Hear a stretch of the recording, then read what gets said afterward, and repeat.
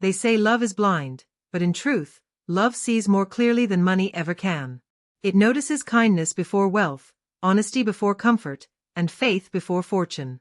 This is the story of two ordinary souls, Jackson Rivers and Emily Carter, who learned that while love without money is hard, money without love is hollow. It was a small American town, the kind where everyone knew everyone, and strangers stood out like raindrops on dry soil. Jackson Rivers was a mechanic. Not the rich kind with spotless uniforms, but the kind whose hands were permanently tinted with oil, whose shirts smelled of gasoline and long days. Across the street from his garage stood a little boutique, Grace and Thread, where Emily Carter worked. She had a smile that could outshine a neon sign, and an old soul tucked behind bright eyes. Every evening, when the sun began to dip, Jackson would see her locking the shop's glass door, humming softly, her hair glowing in the light. One evening, she dropped her umbrella in the rain. Jackson jogged across the street and held out his jacket. "You'll catch a cold," he said. "It's okay," she laughed. "I like the rain." "Then take it anyway." Call it an engineer's way of being romantic. And just like that, a borrowed jacket became the beginning of a shared dream. Every night after work, they met at Marty's Diner, a little red building with squeaky stools and the best cherry pie in the county. They always ordered 1 slice, 2 forks. "Why not 2 slices?" she teased. "Because 1 slice tastes better when you're fighting for it," he'd grin. They talked about everything.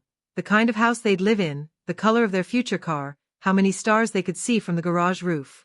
Jackson dreamed of owning a big auto workshop, Rivers Motors, he'd call it. Emily dreamed of starting her own clothing line, Emily Grace Designs.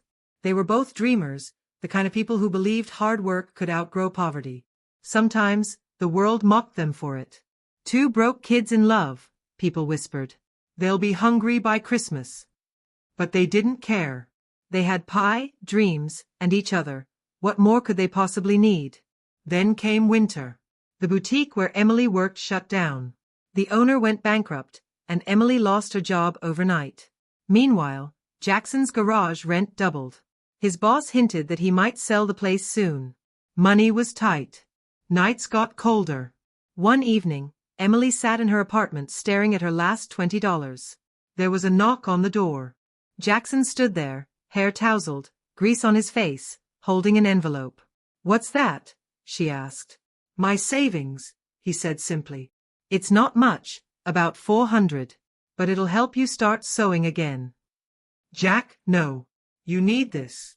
"You're what I need," he replied softly. She tried to argue, but he pressed the envelope into her hand. "You once said love doesn't pay rent," he smiled faintly.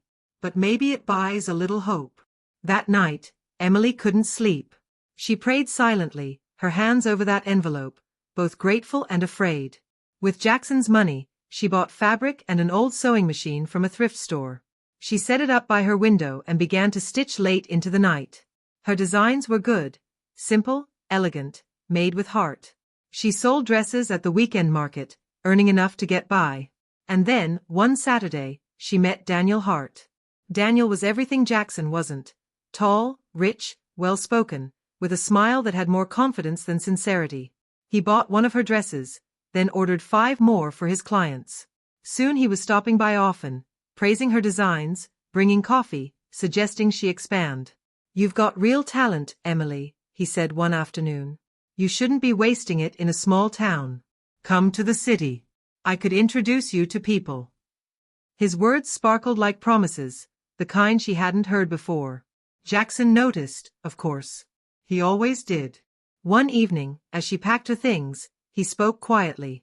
"You're seeing a lot of that guy." "He's helping me," she said defensively. "He believes in me." "I believe in you too," Jackson said. "I just don't trust his kind of help." The words stung. "Maybe you're just jealous," she snapped. "Maybe I'm scared to lose you." They stared at each other, love and pride colliding in the small space between them. A week later, Daniel offered Emily a position in Chicago, managing a new boutique he was opening. She hesitated. It felt like her big break, but also like the end of something sacred. That night, she went to Jackson's garage. The sound of tools echoed like heartbeats. "He offered me a job," she said softly. "In the city." He didn't look up. "Then you should take it." You're not even going to ask me to stay? If I ask, you'll stay out of guilt, he said, wiping his hands. Go, Emily. You deserve a chance. She wanted him to stop her, to fight for her. But he didn't. He only smiled, tired but proud. Don't forget where you started, he whispered. Tears blurred her vision. She kissed him once, soft, trembling, then turned away. And that's how love ended, not with anger, but with silence and sacrifice. Chicago was fast, loud, and glittering. Emily's name soon appeared on the boutique window, Emily Carter Designs. She dressed models, attended shows, gave interviews. But success came with strings. Daniel started showing up uninvited, his compliments turning into suggestions, then demands. You owe me, Emily. I made you, he said one night after she rejected his advances. When she refused to be his, he withdrew his support, cancelled her lease, cut her funding, and spread rumors that she was ungrateful. Within months, everything she'd built collapsed. Emily packed her things into boxes, her dreams now as fragile as glass. Sitting alone in a small apartment, she stared at her reflection. The woman in the mirror wore expensive makeup but had empty eyes.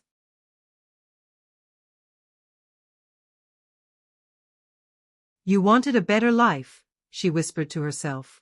You just forgot what made it good. 3 years later, a bus rolled back into that same small town. Emily stepped off, suitcase in hand. The diner was still there, the street unchanged. Only the auto shop looked new, freshly painted with a proud sign, Rivers Auto Care. Inside, Jackson was working under a car when he heard a familiar voice. Need some help, Mr. Rivers? He rolled out, wiping his hands, and froze. Emily? Hi, Jack. Time stood still. Then he smiled, the same smile that used to light up her world. They walked to the diner, sat at their old booth. The pie still tasted the same. You did well, she said. The garage looks amazing. Had some help, he said. A silent investor believed in my work.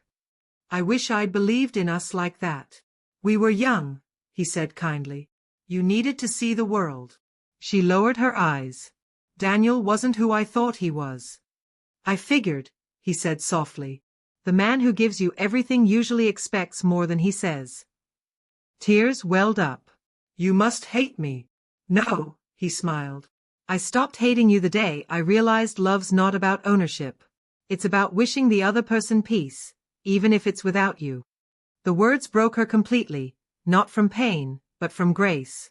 A week later, she returned to the garage, this time holding sketches and papers. I have an idea, she said. Oh. A clothing line, for workers. Mechanics, carpenters, gardeners. Real people. Durable, stylish, made with heart. I want to call it Rivers and Carter. He chuckled. Sounds expensive. Not as expensive as regret, she smiled. Let's build it together.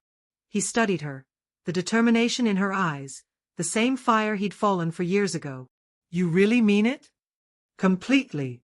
He reached out and took her hand. Then let's get to work. And just like that, 2 broken dreams became one unbreakable future. The next months were a whirlwind. They turned the back of the garage into a small design space. Emily sewed, Jackson tested fabrics on his mechanics. They fought, laughed, and built, not just a business, but a second chance. Their first line of workwear, Work with Heart, launched online. It was simple, authentic, and caught attention fast. People loved the message, made by people who know what real work feels like. Orders started flooding in from nearby towns. Then came press interviews, awards, and recognition. At one ceremony, Emily stood on stage, holding their first plaque. Jackson stood in the audience, watching with pride. This, she said, her voice trembling, isn't just about clothing. It's about second chances. About the people who believe in you when no one else does. We built this brand on love, and love, as it turns out, is the best investment of all. The crowd erupted into applause. Jackson smiled, a tear threatening to fall, not from sadness, but from a love reborn in truth. Months later, as the sun dipped behind the old diner, they sat at their favorite booth again, one slice of cherry pie between them. You remember what you said once? Emily asked. What's that? That love doesn't pay rent. He laughed. Yeah. Dumbest thing I ever said. You think so? Yeah, he said, brushing a crumb from her lip. Turns out, love bought the house. They laughed, leaning into each other, the warm hum of the diner wrapping around them like an old song. Outside, the town lights flickered to life. Inside, two hearts beat in perfect rhythm, steady, sure, and finally home. And so, love without money wasn't a story about two people beating the odds, it was a reminder that love is the odds.